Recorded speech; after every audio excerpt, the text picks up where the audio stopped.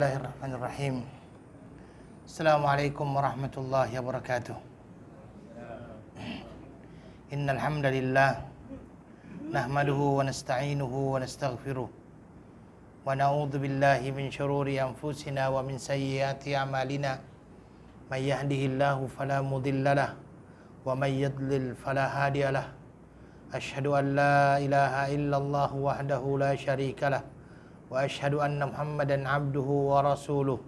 Allahumma salli wa sallim ala nabiyyina Muhammadin wa ala alihi wa ashabihi wa man istanna bi sunnatihi ila yaumiddin, amma ba'd. Ayyuhal ikhwah, thumma alamu anna asdaqal hadithi kitabullah wa khairal hadi hadi Muhammadin sallallahu alaihi wasallam wa syarrul umuri muhdatsatuha fa inna kulla muhdatsatin bid'ah wa kulla bid'atin dhalalah wa kulla dhalalatin finnar. Ayyuhal ikhwah wal akhwat, alhamdulillah thumma alhamdulillah, segala puji bagi Allah Subhanahu wa taala yang telah memberi kepada kita kesempatan untuk kembali bertemu di malam hari yang berbahagia ini, dan kita berharap mudah-mudahan apa yang kita lakukan bernilai ibadah di sisi Allah Subhanahu wa taala. Salawat beserta salam kepada Nabi kita Muhammad sallallahu alaihi wasallam, Nabi akhir zaman. Kita senantiasa berharap mudah-mudahan kita termasuk orang-orang yang mengikuti sunnah-sunnah Rasulullah sallallahu alaihi wasallam. Ayolah wal akhwat, malam hari ini insyaallah adalah malam hari terakhir sebelum kita memasuki bulan suci Ramadan. Dan selama bulan suci Ramadan itu kelas kita akan ditutup untuk sementara waktu. Dan insya Allah kelas akan kembali dibuka tepat pada tarikh 18 Mei. Ya, hari Kamis 18 Mei tahun 2023. Dan kita berharap mudah-mudahan ibadah puasa yang kita laksanakan nantinya insya Allah diterima oleh Allah Subhanahu wa taala. Dan seperti yang telah kami sampaikan di minggu yang lalu, bahwa hari ini kita akan mengambil beberapa hal yang berkenaan dengan hukum hakam di dalam bulan puasa. Kemarin kita sudah menjelaskan berkenaan dengan penentuan satu Ramadan yang menggunakan dua metode. Metode yang pertama dinamakan dengan ru'yah, yang kedua dinamakan dengan hisab. Oke. Hari ini kita akan masih menyambung ataupun masih berkenaan dengan wujudul hilal ini, terbitnya ataupun terlihatnya bulan. Oke. Jadi setelah kita sepakat bahwasanya ru'yatul hilal menjadi salah satu teori yang paling diutamakan dalam menentukan satu Ramadan, pertanyaan yang muncul kemudian adalah, apakah dengan terlihatnya bulan di satu negeri, negara yang lainnya wajib untuk berpuasa atau tidak?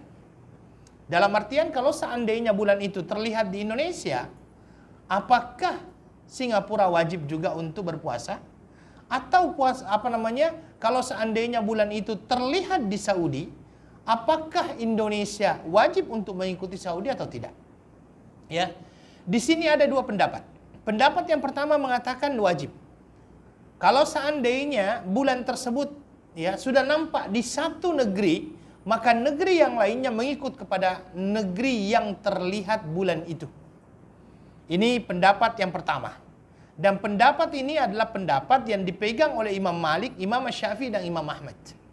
Ya, bahwasanya apabila bulan itu terlihat di satu negara ataupun di satu daerah, maka daerah yang lainnya perlu dan wajib untuk mengikutinya. Ini pendapat yang pertama. Pendapat yang kedua, ada yang mengatakan bahwasanya setiap daerah itu mempunyai hilalnya tersendiri.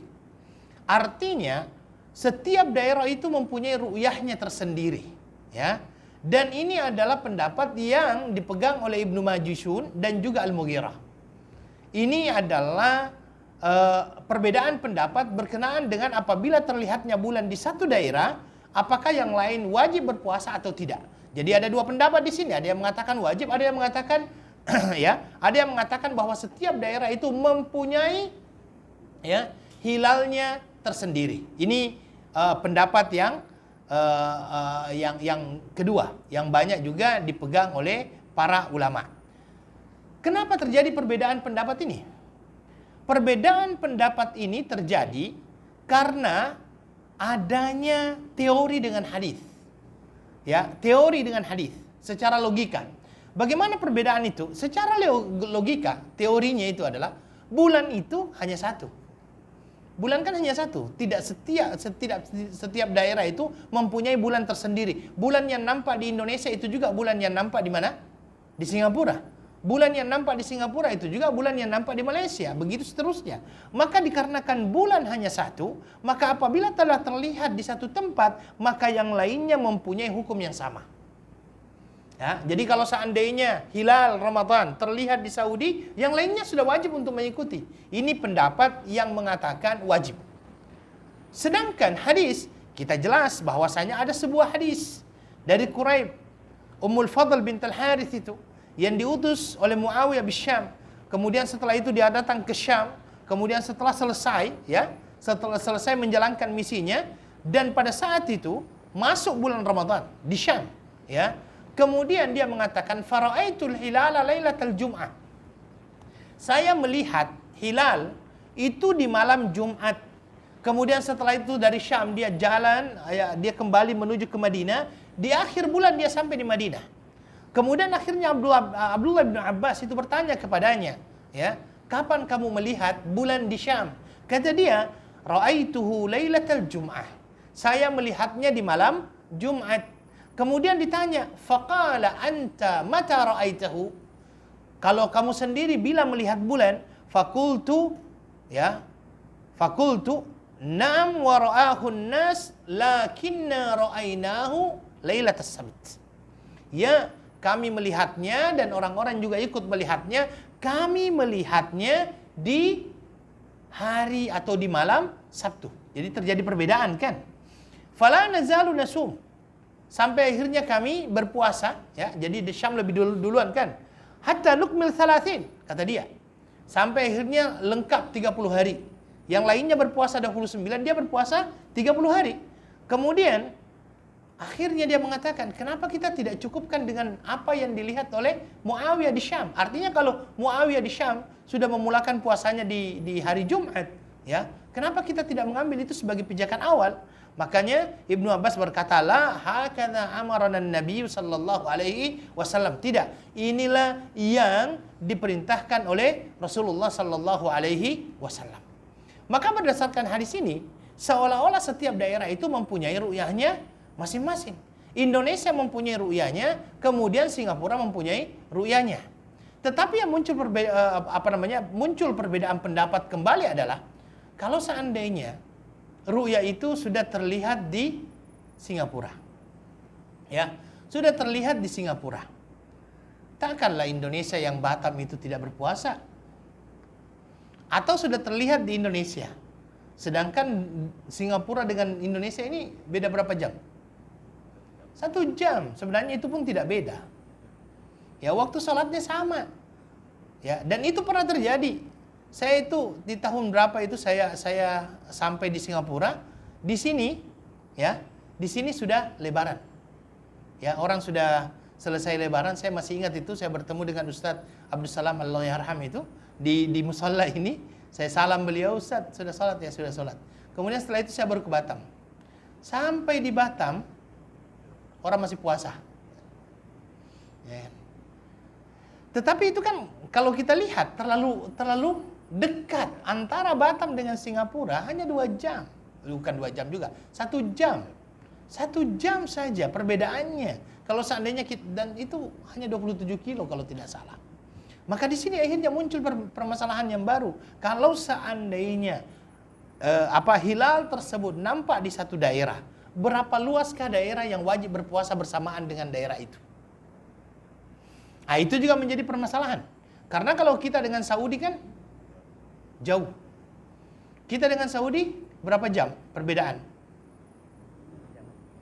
5 jam perbedaan. 5 jam perbedaan, maka kemungkinan untuk berbeda itu sangat besar. Kemungkinan untuk berbeda itu sangat besar. Tetapi kalau seandainya dekat, maka ada ulama astronomi yang mencoba untuk mengira.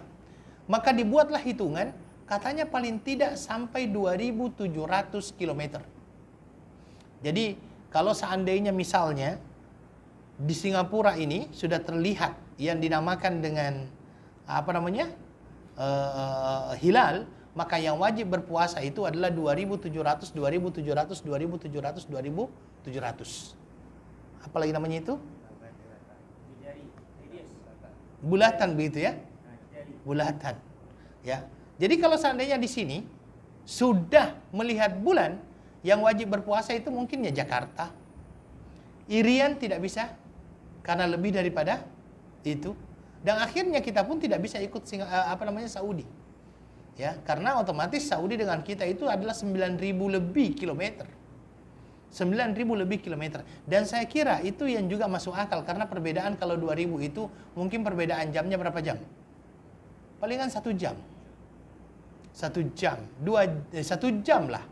1 jam paling banyak. Nah, ini yang disampaikan oleh para ulama berkenaan dengan apabila bulan itu sudah terlihat ya. Dan menurut saya pribadi, ya ini pendapat pribadi Pak ya, setiap daerah itu mempunyai hilalnya tersendiri. Setiap daerah itu mempunyai hilalnya tersendiri. Wallahu taala a'lam. Kemudian ayolah akhwat, permasalahan selanjutnya yang akan kita ambil adalah berkenaan dengan masalah niat puasa. Ya. Ada 4 permasalahan dalam niat puasa itu. Yang pertama, apakah niat adalah syarat sahnya puasa? Yang kedua, apakah perlu untuk senantiasa diperbaharui? Yang ketiga, apakah perlu ditentukan jenis puasanya? Yang keempat, apakah berpuasa tanpa niat akan membatalkan puasa walaupun dia tidak berbuka? Ya, ini pertanyaan berkenaan dengan masalah niat, ya. Pertama, apakah niat adalah syarat sahnya puasa? Jumhurul ulama menyatakan bahwasanya niat adalah syarat sahnya puasa.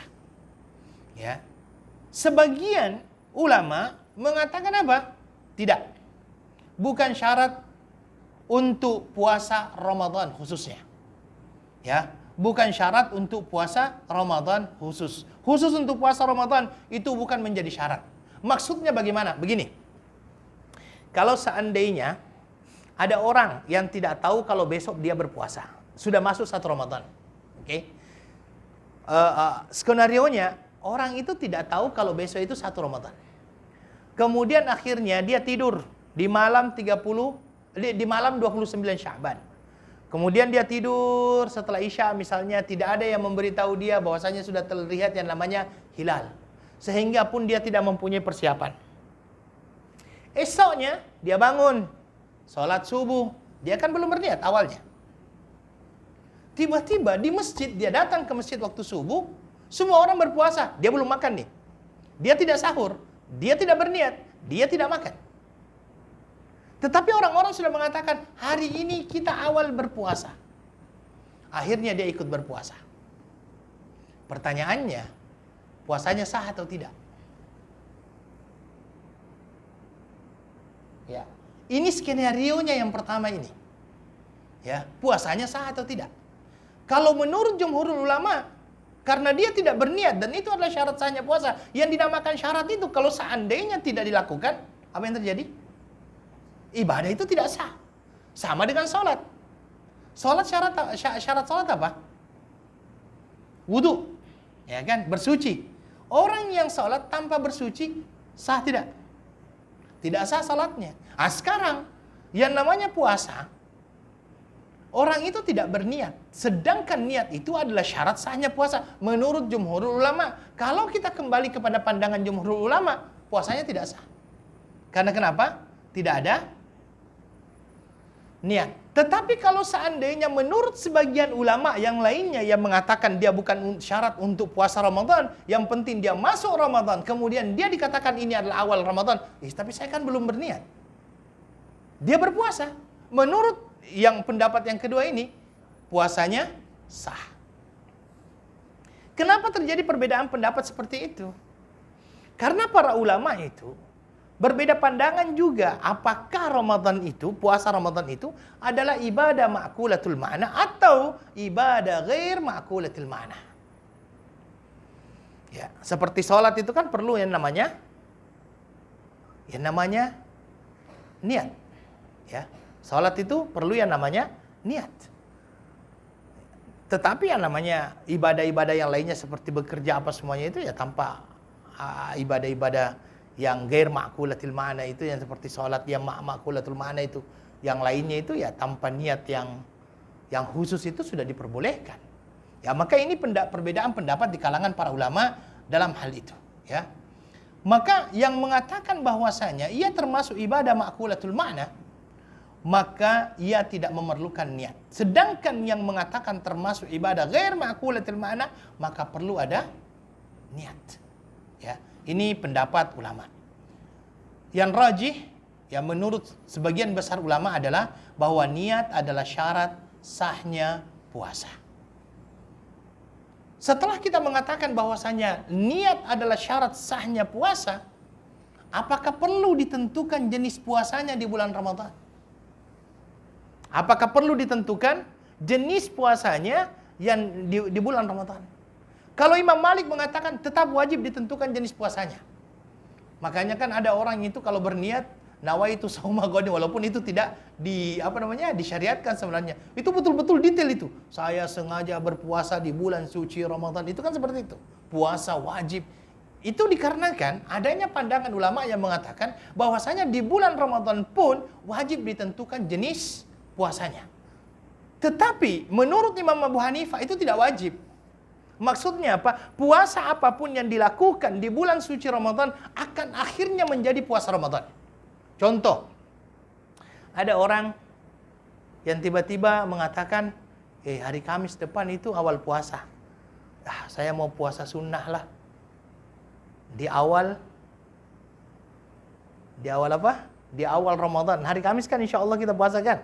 Akhirnya dia puasa, niatnya puasa sunnah. Hari Kamis. Di bulan Ramadan. Kalau menurut Imam Malik, tidak sah. Kenapa tidak sah? Karena niatnya adalah puasa sunnah. Tetapi menurut Imam Abu Hanifah, tetap dianggap sebagai puasa wajib.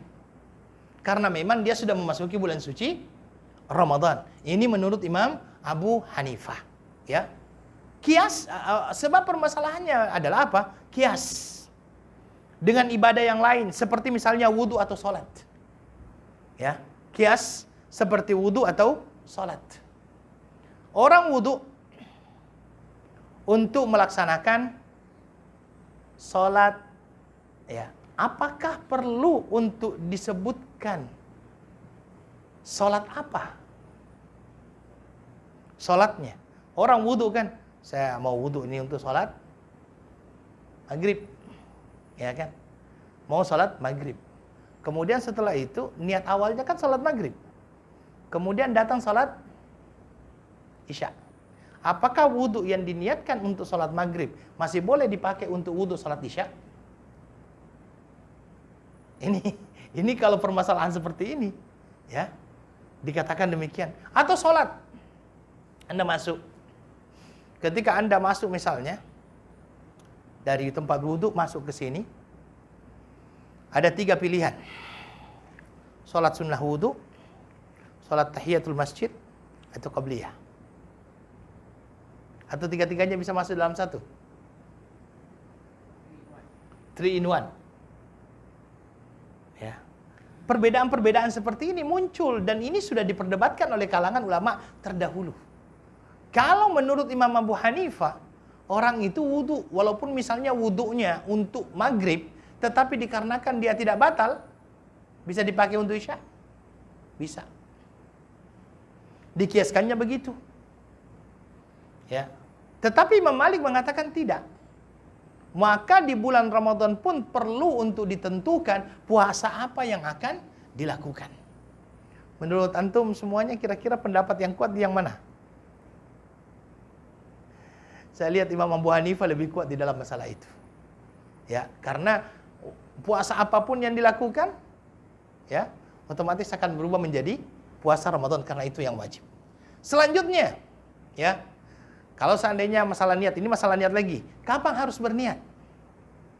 Ya, kapan harus berniat. Imam Malik menyatakan puasa apa saja wajib sebelum fajar. Imam Malik mengatakan apa?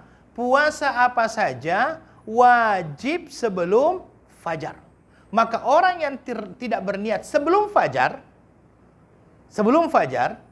tidak sah menurut Imam Malik. Imam Syafi'i itu membezakan. Imam Syafi'i mengatakan apa? Puasa wajib sebelum fajar. Puasa sunnah boleh setelah fajar. Puasa wajib sebelum fajar. Puasa sunnah boleh setelah fajar. Ini menurut Imam Syafi'i. Imam Abu Hanifah mengatakan apa? Puasa wajib yang telah ditentukan maupun puasa sunnah boleh setelah fajar. Sedangkan puasa wajib yang belum ditentukan waktunya wajib sebelum fajar. Apa perbedaannya? Di pandangan Imam Abu Hanifah ini. Puasa wajib yang telah ditentukan boleh setelah fajar.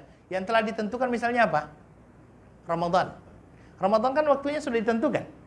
Maka menurut Imam Abu Hanifah, kalau seandainya ada orang yang tertidur, tidak sempat berniat, kemudian setelah itu dia bangun subuh dan sudah masuk fajar shadiq waktu itu, kemudian dia mau berpuasa, puasa Ramadan boleh dilakukan setelah fajar. Tetapi puasa wajib yang belum ditentukan waktunya wajib sebelum fajar. Misalnya apa? Puasa apa? Puasa qadha. Puasa apa? Nazar. Puasa apa lagi? Kafarat. Dia pernah bernazar, maka puasa itu wajib baginya. Maka ini puasa wajib ditentukan niatnya sebelum fajar dan tidak boleh setelah fajar karena belum ada penentuan waktu di situ. Ya, ini ada 3 pendapat di situ. Ya. Kalau Imam Malik puasa apa saja, wajibkah, sunnahkah, semuanya wajib dilakukan sebelum fajar. Imam Syafi'i kalau puasa wajib sebelum fajar, puasa sunnah setelah fajar. Boleh. Imam Abu Hanifah membagi lagi. Kalau puasa wajib yang sudah ditentukan waktunya seperti Ramadan, ya, boleh setelah fajar. Begitu juga dengan puasa sunnah. Sedangkan puasa wajib yang belum ditentukan waktunya, wajib sebelum fajar. Apa yang menjadi permasalahannya di sini? Karena adanya beberapa hadis yang dianggap berbeda antara satu dengan yang lainnya. Di antara hadis tersebut adalah riwayat daripada Al-Imam Al-Bukhari misalnya. Al-Imam Al-Bukhari jelas-jelas mengatakan apa? Man lam yubayyitin niyah fala siyama lahu. Barang siapa yang tidak berniat mulai daripada malam, bahwasanya dia tidak mempunyai puasa. Man lam yubayyitin niyah. Dan jelas-jelas bahwasanya orang niat di sini perlu dilakukan sebelum masuknya fajar. Ya. Dan ini riwayat daripada Hafsah. Hadis Aisyah itu menjelaskan lain. Hadis Aisyah itu adalah hadis yang mengatakan Nabi SAW pada waktu pagi datang ke tempat kami, kemudian dia bertanya, hal indaki syai', kamu punya sesuatu enggak untuk bisa dimakan? Kata Aisyah, tidak ada ya Rasulullah. Kemudian Nabi berkata, idzan inni shaimun, kalau begitu saya berpuasa. Kalau begitu saya berpuasa, ini ditanyakan oleh Nabi sebelum fajar, setelah fajar? Selepas fajar. Selepas fajar. Ya. Selepas fajar. Maka ini pendapat yang dipegang oleh Aisyah radhiyallahu anha. Ini pendapat yang dipegang oleh Imam Asy-Syafi'i. Kalau akhirnya Imam Abu Hanifah mengambil kedua hadis ini, menurut beliau bahwasanya kalau memang puasa itu adalah puasa yang sudah terjadwal seperti puasa Ramadan, hampir sama dia dengan yang puasa sunnah, boleh dilakukan setelah fajar. Tapi ayolah wal khawat, ya, pendapat yang kuat di dalam hal ini oleh beberapa ulama, banyak yang memegang pendapatnya Imam Asy-Syafi'i. Imam Asy-Syafi'i yang mewajibkan puasa wajib, ya, dilakukan niatnya sebelum fajar. Tetapi yang dinamakan dengan puasa sunnah itu boleh dilakukan setelah fajar. Wallahu ta'ala alam. Kemudian ayyuhal ikhwah wal akhwat, sekarang kita akan masuk kepada permasalahan yang lainnya. Puasanya seorang musafir. Puasanya seorang musafir di sini, ya, ada 3 paling tidak permasalahan yang akan diangkat. Permasalahan yang pertama, bagaimana status puasanya seorang yang musafir. Yang kedua, mana yang lebih utama, musafir berpuasa atau musafir berbuka. Yang ketiga, bagaimana sifat safar yang diperbolehkan untuk berbuka. Ya. Status puasa seorang musafir. Kalau jumhurul ulama, mereka mengatakan bahwa apabila seorang musafir berpuasa, maka puasanya tetap dianggap sebagai puasa wajib, fardu. Tetapi mazhab al-Zahiri mengatakan dia hanyalah puasa sunnah, bukan puasa wajib. Ya. Kenapa? Karena memahami suratul Baqarah ayat 184. Bahwasanya di dalam Al-Quran dikatakan ayyaman ma'dudat, faman kana minkum maridan aw ala safarin fa'iddatum min ayyamin ukhar. Bagaimana kita memahami itu? Di situ dikatakan bagi orang-orang yang sakit dan orang-orang yang bersafar, maka hendaklah menggantinya di hari-hari yang lain. Oke? Hendaklah dia menggantinya di hari-hari yang lain. Sehingga pertanyaannya, kalau sudah seperti itu pernyataan Allah di dalam Al-Quran, kalau seandainya ada orang yang tetap berpuasa, bagaimana status puasanya? Tetap dianggap sebagai puasa wajib atau tidak? Karena di dalam Al-Quran sendiri Allah sudah menyatakan ganti aja. Fa'iddatum min ayyamin ukhar. Ya, ganti aja dengan ayatnya. Sehingga kalau seandainya tetap berpuasa, apakah tetap wajib mengganti?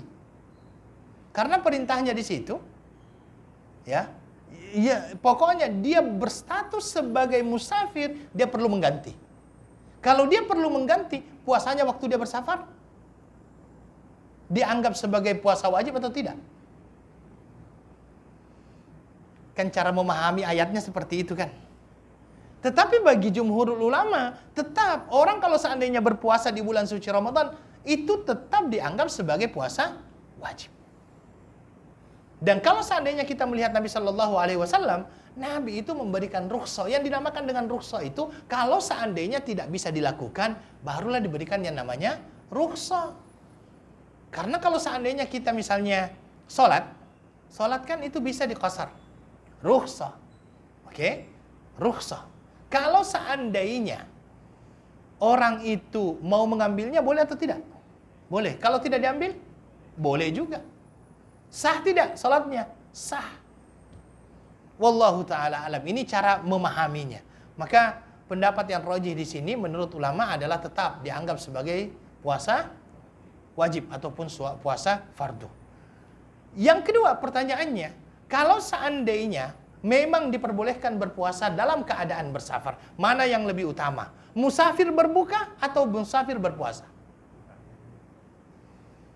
Musafir berbuka atau musafir berpuasa? Ada 3 pandangan di sini. Musafir berpuasa lebih baik daripada musafir berbuka. Ini pandangan daripada Imam Malik dengan Imam Abu Hanifah. Kemudian yang kedua, musafir berbuka lebih baik daripada musafir berpuasa. Dan ini adalah pandangan daripada Imam Ahmad. Sebagian ulama memilih, silahkan memilih. Mau berpuasa tafadhal, mau berbuka juga tafadhal. Ya, mau berpuasa silahkan, mau ini juga silahkan. Kenapa? Karena memang memahami dalil-dalil yang nampak bertentangan antara satu dengan yang lainnya. Dalil yang pertama, ya, di sini daripada Abu Hamzah bin Amr al-Aslami radhiyallahu anhu, dia datang kepada Nabi sallallahu alaihi wasallam, dia berkata, "Ya Rasulullah, saya ini adalah orang yang kuat berpuasa walaupun dalam safar. Boleh tidak?" Pertanyaannya di situ dikatakan, "Fa'al alayya junahun?" Dosa tidak saya melakukan itu. Nabi sallallahu alaihi wasallam mengatakan, "Hiya rukhsatun minallah, faman akhadha biha fahasan, wa man ahabba ay yasum fala junaha alaih." Dia adalah rukhsah. Ya. Dia adalah rukhsah. Barang siapa yang mau, silahkan. Maka barang siapa yang mau mengambil rukhsah itu, fahasan, itu baik. Wa man ahabba ay yasum fala junaha alaih. Tetapi kalau mau berpuasa, tidak ada dosa, silahkan juga. Oke? Ini. Hadis yang kedua ini dari Jabir radhiyallahu an. Dari Jabir radhiyallahu an, di dalam hadis itu dikatakan, kana Rasulullah sallallahu alaihi wasallam fi safar. Itu Nabi sallallahu alaihi wasallam pernah melakukan sebuah perjalanan, fara'a zihaman. Dia tiba-tiba melihat ada orang yang berkerumun. Di tengah kerumunan tersebut ada seseorang yang dalam keadaan apalagi namanya itu? Pingsan ya. Pingsan. Dan akhirnya Nabi sallallahu alaihi wasallam berkata, "Kenapa orang ini?" Orang-orang bertanya, "Saim ya Rasulullah." Dia lagi berpuasa ya Rasulullah. Kemudian Nabi sallallahu alaihi wasallam mengatakan apa? "Laisa minal birri syamu fis safar." Bukan termasuk kebaikan berpuasa waktu bersafar. Kalau kita mengambil pendapat ini artinya apa? Berbuka lebih baik daripada berpuasa. Tapi kalau yang pertama tadi sama juga ya. Kemudian pendapat yang ketiga, ya, hadis dari Aisyah radhiyallahu anha. Nabi sallallahu alaihi wasallam ditanya oleh seseorang, "A'asumu fis safar?" Ya Rasulullah, boleh tidak saya berpuasa dalam perjalanan? Dan di dalam hadis itu diberikan yang namanya keterangan wa kana katsirus shaum. Orang ini banyak berpuasa. Dalam perjalanan pun dia berpuasa. Maka Nabi sallallahu alaihi wasallam berkata, "In syi'ta fasum wa in syi'ta fa'aftir." Kalau kamu mau berpuasa, tafadhal, silahkan. Tapi kalau seandainya engkau mau berbuka, silahkan. Ini pendapat yang ketiga. Ada pilihan. Ada pilihan. Mau berpuasa, tafadhal. Tidak mau berpuasa juga, tafadhal. Artinya ada pilihan. Kira-kira mana yang lebih baik itu? Kalau saya sendiri pribadi, silahkan memilih dengan melihat situasi dan kondisi. Takkanlah setelah ini orang pergi ke Johor langsung berbuka di Johor kan? Atau orang pergi ke Batam. Pergi Batam, Masya Allah, langsung masuk rumah makan sederhana misalnya. Kenapa? Safar. Dari mana? Dari seberang saja. Ya. Ini jangan sampai menginspirasi saya datang, saya Singapura musafir. Ya. Maka kalau saya pribadi melihat bahwasanya silahkan. Ya. Silahkan kalau seandainya mau, ya silahkan. Kalau seandainya tidak, ya silahkan. Ya, yang penting kita harus melihat yang namanya situasi dan kondisi. Kalau seandainya misalnya, nah, ya betul, jauh, ya, bukan lebih daripada jam, tak lebih time juga. Memang begitulah time-nya. Ya, karena kan kita berpuasa itu bukan mengikuti jam, tapi kita berpuasa itu mengikuti matahari. Oh, kalau dikira pakai jam, memang dia akhirnya lebih panjang, ya. Lebih panjang, ya. Lebih panjang. Ya, itu yang pernah saya ceritakan, bahwasanya pernah saya mengalami seperti itu waktu pergi ke Mekah. Waktu itu perjalanan perjalanan dari sini dimulai pukul 1 siang, ya, siang. Dan kita ke sana. Pesawatnya itu transit di mana? Di Dubai. Ya, transitnya di Dubai. Sampai di Dubai itu baru pukul 3. Alhamdulillah, saya memang akhirnya mengambil pendapat yang mengatakan berbuka saat itu lebih baik daripada berpuasa. Karena pada akhirnya ketika berangkat ke sana, ya, jam 1 otomatis saya berpikir ini kita sedang mengejar matahari ini. Artinya matahari kan ke barat terus. Sampai di Dubai baru pukul 3. Yang mana kalau di Dubai pukul 3, di sini pukul berapa? 7. Ya. 7 ya. 7 di sini sudah berbuka atau belum? Sudah hampir berbuka. Situ belum pukul 3. Kemudian kita akhirnya menunggu sampai pukul 4 baru terbang kembali. Walaupun tidak keluar dari pesawat. Dari pesawat tidak keluar, hanya 40 menit lah. Turunkan saja, kita ganti baju. Ada orang yang bertanya sama saya waktu itu, "Ustaz, sudah boleh berbuka?" Tak boleh. Tapi di Singapura sudah berbuka. Ya di Singapura sudah berbuka, di Dubai belum. Baru pukul 3 buka, masih terang menderang. Ya kan? Dibuka itu jendelanya masih terang benderang. Akhirnya dari Dubai kita terbang ke Jeddah. Perjalanan ke Jeddah dari Dubai itu 3 jam. Sampai di Jeddah pukul 6 lebih, 6.30 menit begitu. Waktu itu musim panas waktu siangnya panjang. Maghribnya pukul 7. Sampai di Jeddah pukul 6:30, di sini pukul berapa? 11 malam, belum berbuka juga. Betul, itu lebih panjang waktunya kan. 11:30 belum berbuka juga. Turun, naik bus berangkat ke hall, departure hall kan. Sampai di departure hall, azan, Allahu Akbar, Allahu Akbar. Begitu gembiranya driver, dia langsung turun, masuk hall, dia lupakan orang-orang di dalam bus. Setelah selesai dia makan, minum, sholat semuanya. Dia sholat, selesai sholat, kita di dalam keadaan tersiksa. Semuanya berdiri waktu itu kan. Baru setelah itu dia datang, mahlish, maaf katanya. Tak boleh marah dalam keadaan ihram. Ya kan? Kan tidak boleh marah-marah kalau dalam keadaan ihram kan. Baru setelah itu dibukakan. Tahu dibukakan pukul berapa? Hampir pukul 8 malam. Baru masuk ke departure hall. Ini masalah juga. Jadi kalau seandainya itu sampai pukul 1, alhamdulillah. Kalau ada yang membawa kurma apa semuanya. Kalau tak ada, masalah. Ini memang adalah, makanya saya katakan, melihat situasi dan kondisi. Tetapi kalau seandainya dari Singapura kita terbang ke Papua. Papua itu ke belakang. Lebih cepat. Atau misalnya dari Saudi kita ke Singapura. Ya, lebih cepat. Jadi mungkin berpuasanya jauh lebih pendek. Ya, jauh lebih pendek. Dari Saudi kita terbang biasanya terbangnya itu pukul 1 kan. Pukul 1 terbang ke sini, tiba-tiba sampai sini pukul 3. Padahal baru 9 jam. Ini juga penting untuk kita ketahui bahwasanya memang kita harus melihat situasi dan kondisi. Kemudian, sekarang safar yang diperbolehkan berbuka. Maka kalau kita berbicara tentang safar yang diperbolehkan berbuka ini, maka akhirnya kembali kepada perdebatan ulama berkenaan dengan safar yang diperbolehkan untuk qasar. Ya, safar yang diperbolehkan untuk qasar.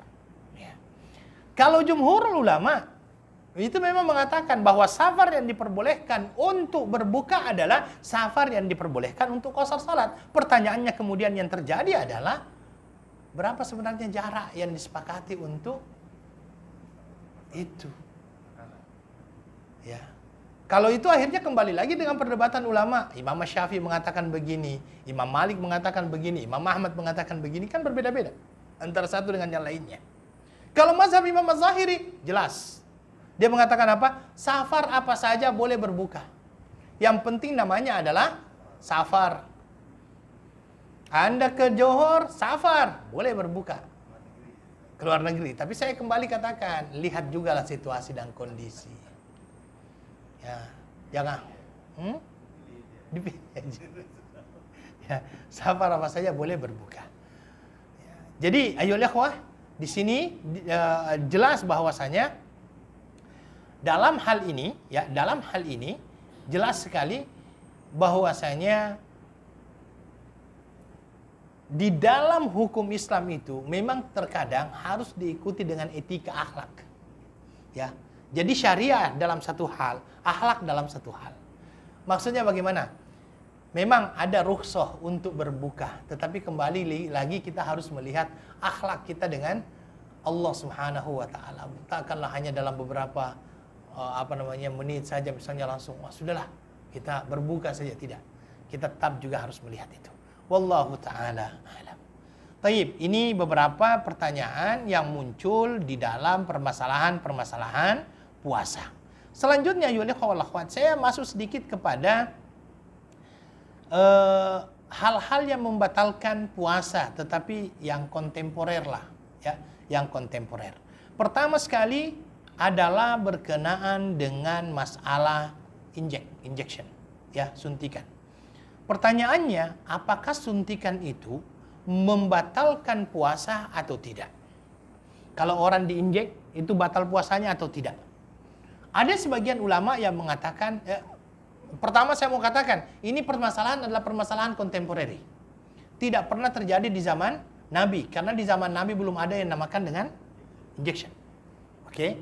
Maka pertanyaannya, ini adalah masalah kontemporer yang mana para ulama mencoba untuk memberikan hukum berkenaan dengan itu.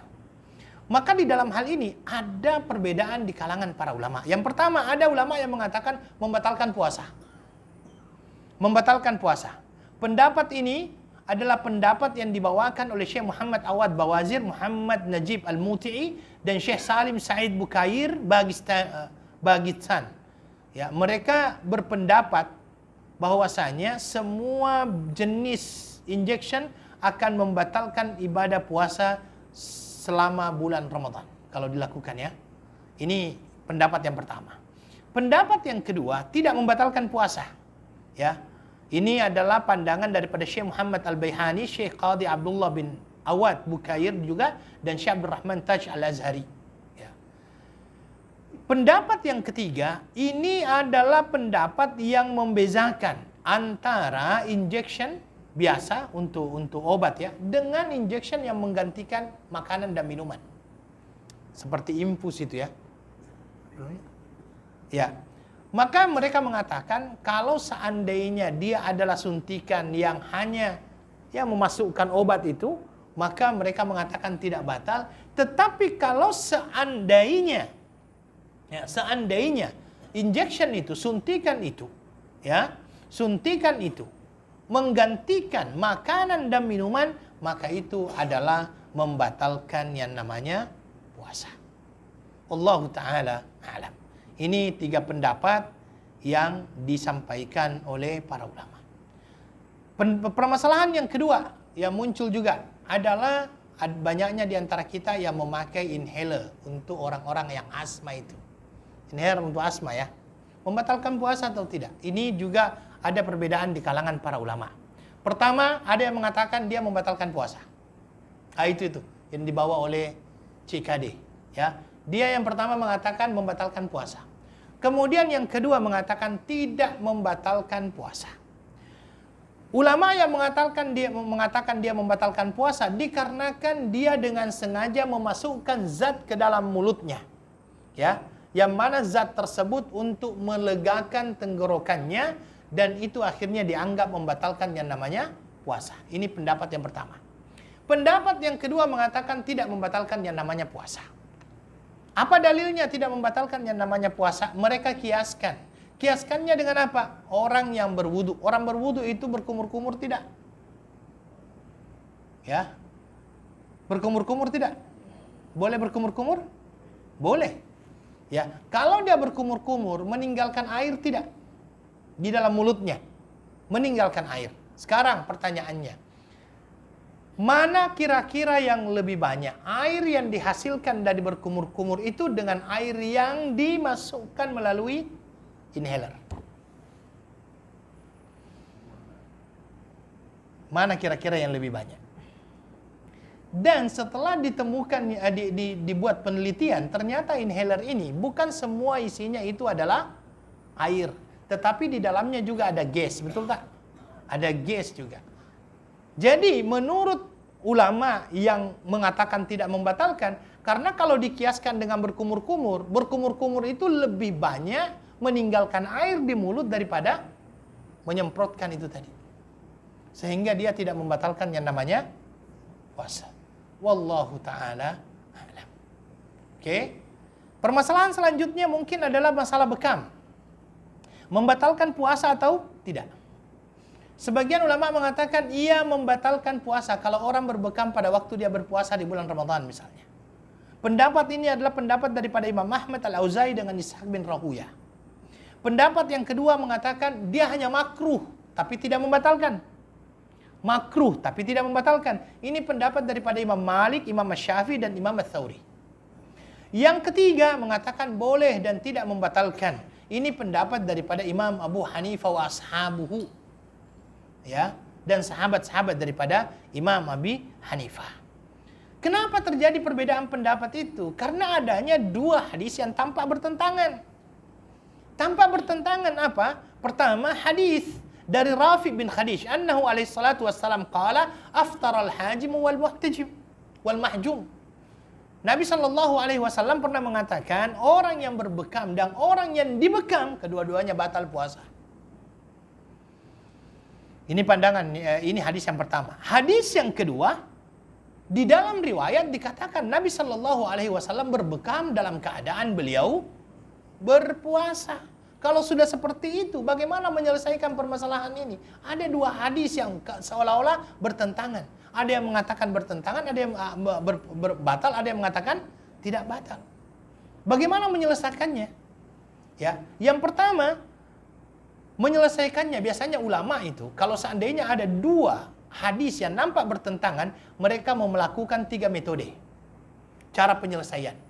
Metode yang pertama dinamakan dengan metode al-jama' bainal adillah, mencoba untuk mengkompromikan dalil-dalil yang ada tersebut. Kemudian kalau seandainya tidak boleh dikompromikan, dia akan membawanya kepada metode yang kedua yang dinamakan dengan metode at-tarjih. Ya, at-tarjih. At-tarjih itu artinya merojihkan salah satu daripada yang lainnya. Metode yang ketiga dinamakan dengan an-nasakh. An-nasakh, dilihat mana yang lebih dahulu disampaikan oleh Nabi sallallahu alaihi wasallam. Kita masuk kepada metode an-nasakh. Tidak ditemukan bahwasanya dalil ataupun tidak ditemukan pandangan ataupun penelitian ulama dari dua hadis tersebut mana yang lebih dahulu disampaikan oleh Nabi dan mana yang terakhir.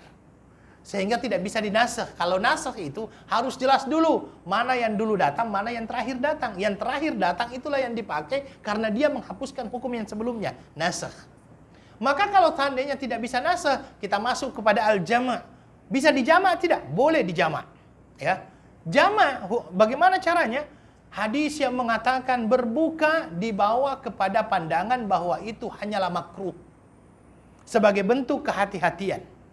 Ya. Kenapa? Karena ternyata ada hadis daripada Ibnu Abbas tadi yang menceritakan bahwa Nabi Shallallahu Alaihi Wasallam berbekam dalam keadaan berpuasa. Maka hadis yang mengatakan telah batal orang yang membekam dan yang dibekam, ya, ini menunjukkan kemakruhan perkara tersebut. Lebih baik dihindari daripada dilakukan. Tetapi, ya, yang mengatakan bahwasanya Nabi berbekam dalam keadaan berpuasa ini menunjukkan bahwasanya bekam itu tidak membatalkan yang namanya puasa. Ya. Kemudian ayyuhal ikhwah wal akhwat, sebagian ulama mentarjih.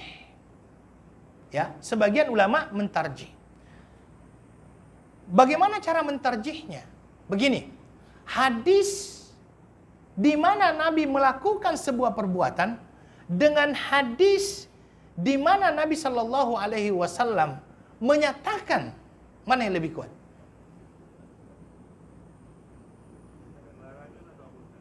Larangan. Larangan didahulukan. Tapi itu kan sebenarnya tidak melarang juga. Nabi hanya mengatakan membatalkan. Membatalkan. Ya. Tapi Nabi melakukan. Ya, Nabi melakukan. Maka ada sebagian ulama yang mengatakan bahwasanya apa yang dilakukan oleh Nabi seolah-olah memberikan kepastian hukum. Bahwa Nabi melakukan dalam keadaan beliau berpuasa. Maka itu banyak yang menterjihnya itu. Tetapi kalau saya sendiri berpendapat, walaupun pada akhirnya dibolehkan, tetapi kalau boleh dihindari. Karena orang yang sudah keluar yang namanya darah dalam keadaan dia berpuasa, itu akan menjadikan dia lemah, lesu. Pokoknya dia itu, lemah, lesu. Apa lagi? Lemau. Lemas, apa semua itu. Lunglai. Itu. Jadi kalau seandainya itu, sudah. Ini berkenaan dengan ini. Baik. Ini saya masuk sedikit permasalahan. Tapi saya kira nggak perlu ini.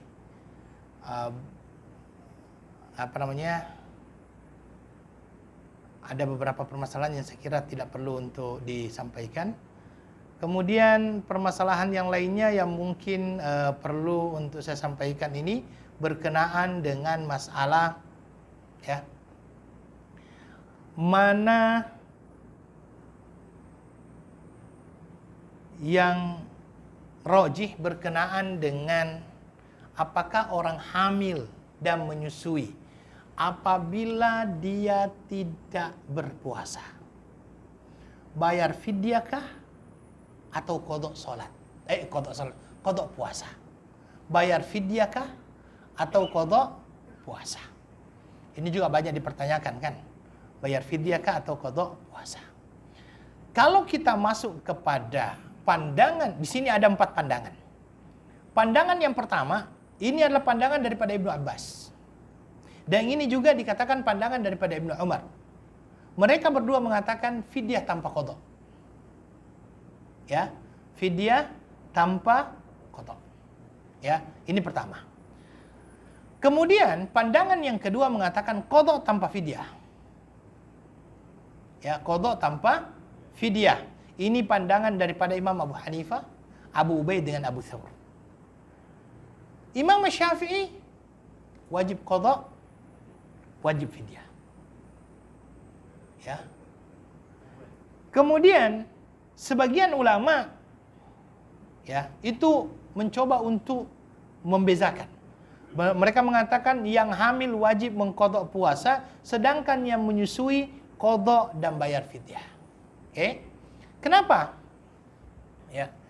Perbedaan pendapatnya. Pertama adalah apakah orang yang hamil dan menyusui ini bisa dikiaskan dengan orang yang berat untuk melakukan puasa, sama misalnya dengan orang yang sakit yang tidak bisa memang berpuasa. Orang sakit yang tidak bisa memang berpuasa apakah dia wajib qadha? Tidak. Dia fidyah. Kenapa disamakan dengan orang yang sakit? Karena yang dinamakan dengan hamil ini, hamil dan menyusui, ini bukan waktu yang pendek. Orang hamil berapa bulan? 9 bulan lah, 10 hari kan. Setelah dia 9 bulan 10 hari dia nifas. 1 bulan lebih juga. Kemudian setelah itu dia menyusui. Menyusui berapa tahun? 2 tahun. Sehingga seolah-olah memang tidak mempunyai kesempatan untuk berpuasa. Maka dia dikiaskan seperti orang sakit, yang memang tidak sanggup untuk berpuasa. Kemudian yang kedua, apakah, ini dikategorikan lagi, apakah orang hamil dan menyusui ini hanya dikategorikan sebagai orang yang sakit yang bisa sembuh? Ya, sehingga kalau begitu kan dia hanya mengqadha, ya. Atau dia termasuk dalam kategori orang yang berat memang untuk berpuasa. Kalau berat berpuasa, fidyah. Ya, orang yang berat berpuasa itu, seperti orang tua apa semuanya itu. Ini perbedaan pendapat yang mengatakan demikian. Maka ulama yang menyamakan dengan orang yang sakit, maka dia wajib untuk mengqadhanya. Ulama yang mengkiaskannya dengan orang yang berat untuk berpuasa, apa? Fidyah. Ulama yang berpandangan bahwa orang hamil dan mempunyai 2 keadaan. Pertama dia sakit dan yang kedua berat berpuasa. Maka dua-duanya wajib qadha, fidyah. Qadha fidyah itu pendapat daripada Imam Syafi'i. Oke? Ulama yang membedakan antara menyusui dengan hamil mewajibkan yang hamil dengan qadha dan menyusui dengan fidyah. Karena menyusui itu berapa bulan? Berapa tahun? 2 tahun. Sedangkan yang hamil itu hanya beberapa bulan saja. Ya. Maka dikatakan kalau hamil ya wajib qadha, kalau menyusui dia membayar fidyah. Karena otomatis kalau 1 tahun penuh dia menyusui, masuk lagi tahun kedua kan belum sempat terpenuhi ini, ya. Wallahu taala alam, tapi saya lihat juga bahwasanya ini masih dalam kondisi kita perlu untuk melihat situasi dan kondisinya. Wallahu taala alam. Saya kira itu yang bisa saya sampaikan. Ya, mudah-mudahan bisa bermanfaat. Dan ada ya. Pada hari yang dia nak sabar itu, dia sudah tahu yang dia akan sabar. Kalau pandangan saya pribadi tetap dia ini, selama dia belum berangkat, maka selama itu dia masih mempunyai kewajiban berpuasa. Ya, dia baru boleh untuk berbuka ketika dia sudah masuk dalam kategori dia seorang musafir. Ya, maka kalau seandainya dia misalnya, oh ya hari ini saya mau misalnya ke Jakarta ya, udahlah tak apa ya berpuasa memang, cancel flight. Tak pakai apa, berenang. Tak mungkin juga kan. Sudahlah tak berpuasa, akhirnya cancel flight juga. Makanya kalau saya pribadi berpandangan memang setelah dalam keadaan sama lah misalnya dengan orang musafir. Ya, dia dianggap musafir kalau sudah meninggalkan daerah. Wallahu taala alam.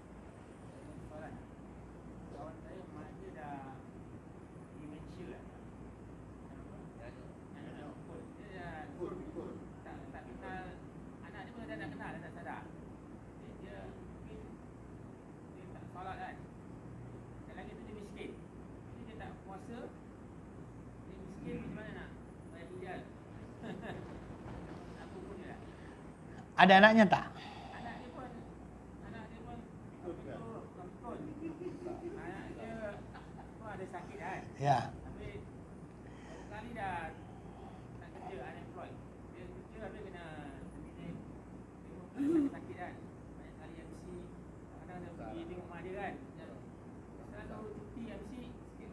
Tadi sekarang dia dah kena nganggur lah. Sama anak dia pun ada sakit juga, macam darah tinggi lah, diabetes apa, asma. Anak dia besar. Dalam hal seperti ini, kalau saya lihat ya pandangan pribadi saya, kalau untuk maknya ya, dia tidak wajib dikarenakan memang ya Anak dia pun sudah tidak mempunyai kewajiban karena memang itu. Tetapi kalau untuk anaknya, ya paling tidak dia membayar yang namanya fidyah kalau memang sudah berat untuk berpuasa. Wallahu taala alam. Saya kira itu. orang lain bayarkan fidyah dia.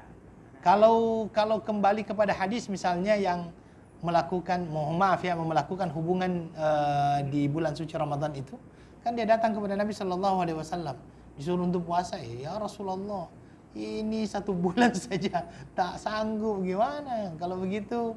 Apalagi itu disuruh untuk memerdekakan kan? Tak ada juga. Akhirnya disuruh untuk bersedekah kepada situna miskinan, kepada 60.